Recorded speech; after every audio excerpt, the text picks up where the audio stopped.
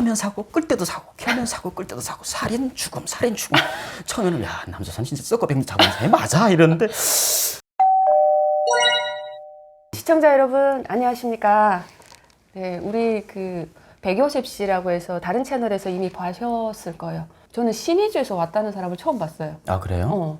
본인은 그 아버지가 군 출신이라고 하더라고요. 네. 공병국인가? 거기서 아버지가 정치장교 출신이라고 제가 네, 들었는데 대대 정치 지도를 하셨죠. 아버지가 대대 정치지도원이면 정치적인 어떤 언어를 통해서 군인들을 세뇌시키고 교육을 하는 정치장교였는데 아들은 어떻게 이렇게 빨간물이 빨갛게 들어가지고 남한까지 이렇게 올 생각을 했는지 난 그게 너무 기특하기도 하고 아 요놈 봐라 정말 대단한 놈이네 라는 생각을 했어요. 왜냐면 아마 군대 나갈 때부터 탈북에 대한 어떤 큰 뜻이 있었다고 본인이 얘기했어요. 아, 네. 그래서 어떻게 생각하면 그런 집에서 나서 자랐는데 그것도 군 강원도를 지망해서 간 게 남한을 가려고? 사실은 이해 안 됐어요. 와 이렇게 생각을 할 수도 있다. 어찌 보면 역설적으로 보면 오히려 더 단순한 것 같아요. 그러니까 우리가 시장에서 이런 간분의 집이 아니고 시장에서 밀수업자들하고 많이 대장을 하면서 장사를 했던 사람들은 북한 사회가 잘못됐다고 하더라도 그걸 순응하면서 사는 사람들이잖아요. 네. 근데 오히려 간부 자식으로서는 그런 거를 접해보지 않은 상황에서 오직 당과 수령만 빚다가 이게 아니다라는 그 생각 때문에 오히려 네. 더 생각이 확 바뀌는 거예요. 그러니까 유연하게 휘어지지 않고 꺾여버린 거예요, 신념이. 완전히. 예. 그러니까 지조 없네. 예? 지조가 없네. 지적 없는 게 아니고 제가 속았다는 느낌이 드는 거죠. 그거를 깨우친다는 건 똑똑한 거지. 그러니까 억울한 게 저는 그 아버지처럼 저렇게 연설하고 이런 것들이 너무 있어서 꿈이 오직 아버지처럼 장교가 되는 거였어요. 그리고 아버지처럼 군대 나가서 평생 조국과 인민을 위해서 이렇게 총을 잡는 게 최고의 꿈이었는데 본 게 그거밖에 없잖아요. 근데 KBS 라디오 방송에 결정적인 역할을 했죠. 신의주에서 어떻게 KBS 라디오를 볼 수 있었어요? 그래서 중파 라디오가 중요한 게 단파는 안 들리는데 중파는 잘 들려요. 기지국이 한국에서 써는 거보다는 동남아, 러시아 이런 쪽에서 네. 저 내륙에서 또 쏘거든요. 그리고 중파는 이게 단파처럼 이렇게 기지국을 통해서 가는 게 아니고 위성에서 내리 쏘고 이렇게 하기 때문에 오히려 신의주가 KBS 방송이 빵빵 잘 들렸어요. 어떤 내용이었습니까? 처음에 그러면 그 라디오가 우리 요셉 씨에게 줬던 어떤 충격적인 내용이라든가 이 라디오가 주는 어떤 자극적인 어떤 내용 중에 어떤 게 제일 마음에 와닿거나 기억에 남아요? 가장 첫 번째는 아나운서의 따끈따끈한 목소리였죠. 아나운서요? 남수선 아나운서요. 어떻게 얘기하던가요? 아시잖아요. 우리 말투? 북한의 리춘희 아나운서의 어떤 그 기상과 기술. 경야는 최고 위대한 영도자 이런 거. 난 지금도 북한 뉴스 요즘 그 아줌마 또 나오던데 뭐 안 주고. 중요한 날짜마다 중요한 행사에서 우리 당과 우리 뭐 누가 잡아먹을 것 같아 막 개걸스럽게. 1호 언니 아닙니까? 나 부조선 너무 듣기 1호 언니. 싫어 이제는. 나 오래 살았나 봐. 이제는 북한 그게 너무 듣기 싫어요. 아니 그 아나운서 목소리만 듣다가 그 남조선의 나긋나긋한 서울 말투를 들으니까 남자들은요 그냥 그 순간 뿅 가요.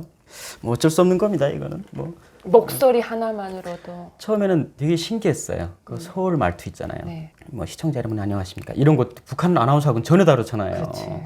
그리고 막 밤에 또 그 감성이 우러날 때 그 야릇한 그 발음들, 멘트, 예, 그래요. 그 서울 말투가 왜 그렇게 또 간지나는지 남자들이 하면 기싸대기 하고 싶은데 너무 징그러워서 네. 여자들이 하면 이렇게 안 넘어갈 수가 없는 거죠. 여자 입장에서 남자가 그렇게 하는 것도 너무 멋있고 야, 서울 말투가 일단은 다른 것에 끌리는 거지. 야, 그렇죠. 니 내랑 사귈래라는 남자들보다는 그렇죠. 저 좋아해요? 뭐 저랑 사귈까요?라는 그러니까 전혀 다른 우리의 말투나 맞아요. 전혀 다른 성격이 끌린다잖아요. 그것 때문에 더 끌렸던 것 같아요. 그런 것 같아요. 그러니까 같지만 다른 문화권, 그러니까 같은 것 같은데 전혀 다르잖아요. 그런 것이었던 것 같고, 근데 오로지 그것만을 통해서 신념이 꺾이지는 않죠. 우리가 항상 우리도 대남 방송할 때 뻥을 많이 치잖아요.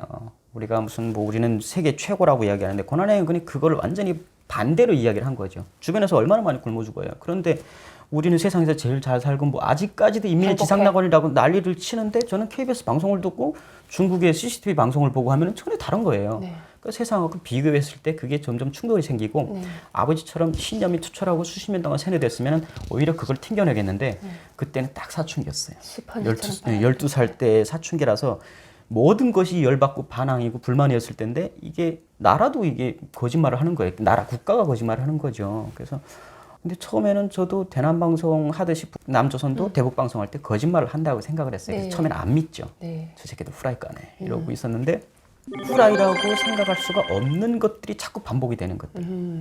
예를 들어서 처음에 한국 방송 탁 틀면은 첫 소식이 사고 소식이잖아요. 켜면 사고, 끌 때도 사고, 켜면 사고, 끌 때도 사고, 살인 죽음, 살인 죽음. 처음에는 야 남조선 진짜 썩어병 잡은 애 맞아 이러는데 잠깐만 가만히 있어봐라. 우리 북조선도 똑같아. 원래 우리 주변에서 일어나는 거는 더 심해요. 네. 근데 우리는 그런 얘기 하나도 안 하잖아요. 우리라고 했을 때는 제가 말하는 북한이었던 네. 거죠. 그때 당시 우리 조선이었고, 조선 내가 지금 주변에서 일어나는 거는 더 많이 심각한 일이 더 많은데 조선중앙방송 그 말에 한 마디도 안 해. 근데 남조선은 와, 씨, 쪽팔리지도 않은가 봐. 아침마다 죽은 거 산 거 다 얘기를 해요. 보고 처음에는 저 남조선 아우 이러다가 더 심각한 건 우리인데 왜 우리 조선중앙방송은 이렇게 거짓말하고 있지? 왜 숨기지? 자신이 없나? 오히려 당당하게 자기 자신의 어떤 치부를 다 드러내는 남조선 방송이 신뢰감이 건 거예요. 야, 저거는 자신감이 빵빵하네. 저런 자신감 없으면 어떻게 자기 체질에 대한 불안한 마음까지 다 오픈하냐. 이게 어찌 보면 그 경직된 사회에서 네. 그러니까 북한식 사고 방식이 낳은 역효과인 거죠. 그거를 나는 느끼었다는 거는 본인이 대단한 지성이 있는 사람이에요. 그거를 믿었을 것 같은데. 이게 아버지의 어떤 영향이 반작용이 더 심해져서 그런 것 같아요. 그러니까 이건 거짓말 아니냐라고 자꾸 그런 게 되는 거예요. 이건 거짓말이야. 이게 말도 안 되는 것들. 아니 뭐 남조선에서 그때 저기 대통령 선거가 한창이었어요. 그때 김대중 대통령으로 넘어왔을 때 김영삼에서 김대중으로 넘어갈 때인데 어린 나이에 그걸 듣고 있는데 제가 제일 좋아했던 아나운서가 있었죠. 네. 근데 그 아나운서의 목소리에 진짜 빠져가지고 듣고 있었는데 어느 날 그 아나운서가 방송에서 대놓고 현직 대통령을 이렇게 디스를 하더라고요. 가슴이 철렁했죠. 네. 뭐 어떡해. 다음날에 못 보겠구나 이런 거 있잖아요. 저 아가씨 목소리를 이제 평생 못 듣게 되겠구나. 다음날에 또 씹어요 또. 또 씹어요? 그래서 뭐지? 어떻게 대통령 수령님을 저렇게 디스하고 다음날에 또 살아남지? 처음에 신기했는데 저게 자유인가? 저게 자신감인가? 이런 거 있잖아요. 저도 실은 김정일 개새끼 하고 싶은 마음이 그냥 굴뚝 같았는데 그때는 진짜 김정일 개새끼 막 하고 싶었어요. 왜냐면 어느 날 방송 이렇게 듣는데 이게 마카오에서 뭐 김정남인지 누군지 체포됐대요. 근데 김정남에 대한 내력을 쭉 터는데 김정일이가 어디 바람 펴가지고 유부녀를 꼬셔서 어디 가서 막 씨를 뿌리고 그 씨가 막 이게 통제가 안 돼가지고 여기저기 다니고 그런 거예요. 저는 완전 충격받았죠. 맞죠. 약간 제가 모시던 예수님이 바람둥이였다라는 그 충격적인 사실. 그 기독교인들한테 예수가 그런 게 아니었다라는 과학적 사실이 발견된 것만큼 충격적인 거죠. 뭐지 이게? 내가 목숨 바쳐야 될 사람이 바람둥이였다? 얼마나 실망인데요. 우리는 그 말에 엄청 열받죠. 엄청 충격이 심하지. 너무 억울하죠. 너무 사랑해서가 아니라 응. 그 뭐라고 해야 되지? 그 감정을 뛰어넘는 그런 게 있어요. 미쳤구나 이거. 우리는 저국가 인민을 위하여 그 당과 수령을 위하여 평생 바쳐야 된다는 걸 평생 하고 아버지도 그렇게 살았고 저도 앞으로 그렇게 살아야 되는데 갑자기 제가 모셔야 될 그 위대한 수령이 진짜 바람둥이인데다가 진짜 야 이렇게 나쁜 놈이 또 어디 있어요? 너무 화가 나는 거죠. 야 이건 아니다. 내가 여기서 저런 놈을 위해서 내가 평생을 목숨 바쳐야 된다는 건 있을 수 없는 일이다. 맞아. 어릴 때부터 그런 마음이 들었던 것 같아요. 미디어의 그 역할이 되게 큽니다. 그래서 17살 되던 해 군대를 우리가 가야 되잖아. 네. 그 본인이 군대를 가서 이제 그 전에 뛰자고 친구하고 많이 논의를 했는데 합의점이 안 나왔어요. 그럼 혼자 좀 뛰지. 근데 혼자 뛴다는 게 얼마나 무서운데요.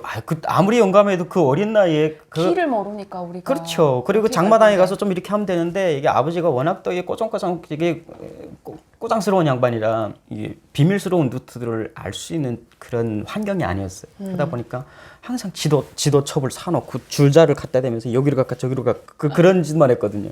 나중에는 그 물통 있잖아요. 북한에서는 빵깡이라고 하죠. 네. 그거를 몇 개를 이렇게 달아서 동해안으로 헤엄쳐 가려고 했었어요. 어린 나이에는. 근데 이게 가다가 아무래도 이게 바다를 몇 번 가보니까 이게 답이 안 나오는 거예요. 그치.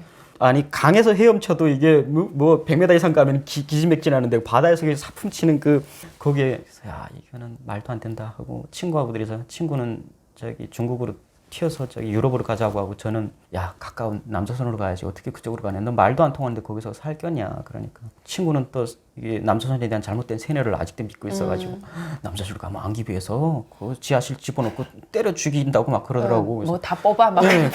야야 우리한테 뽑을 게 뭐가 있겠어 임마. 야 우리 아직 군대 나가기 전인데 뽑을 게 뭐가 있어. 그래 근데 그 방송 들어보니까 남조선 그때 이영이라는 탈북민이 성공 스토리를 쭉 나와서 방송을 했었어요. 네.